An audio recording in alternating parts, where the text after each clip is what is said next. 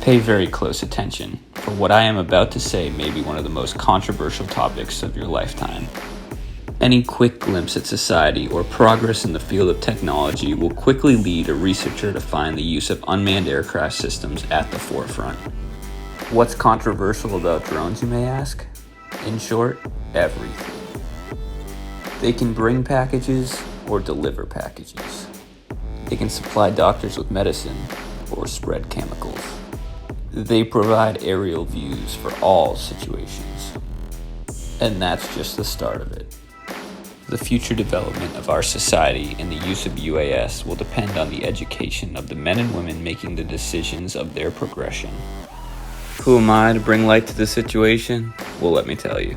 My UAS journey took off on October 12, 2014 when my family's home located outside of Boston was burnt to the ground.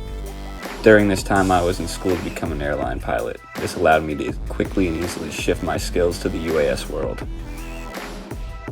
I immediately changed career paths to figure out what could have been done to stop the fire before it took my home.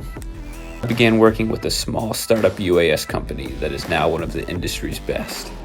Within this top-tier UAS consulting company, I learned to complete all the essential and legal paperwork for police and fire departments to start utilizing UAS.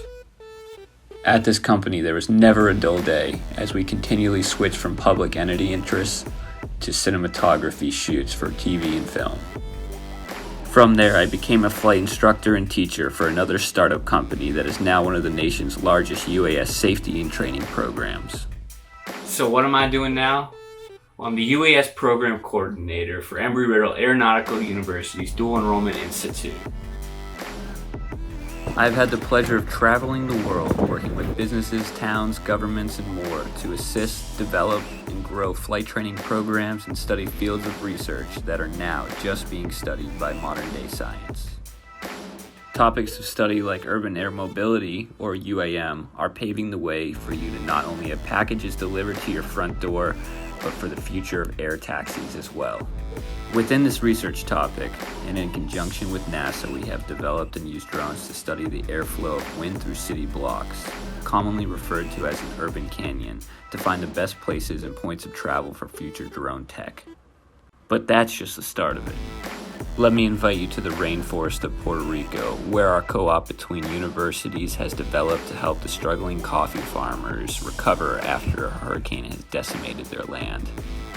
Or let me point you to the fleet of nearly 1,000 drones that I manage on a day-to-day basis, preparing young Americans and adults to use drones in search and rescue missions after a natural disaster, to assist farmers in the growth of food for the ever-expanding population, to survey and create maps for the future development of our towns and cities, not to mention the use of drones to help with the essential transport of medicine during times of worldwide lockdowns.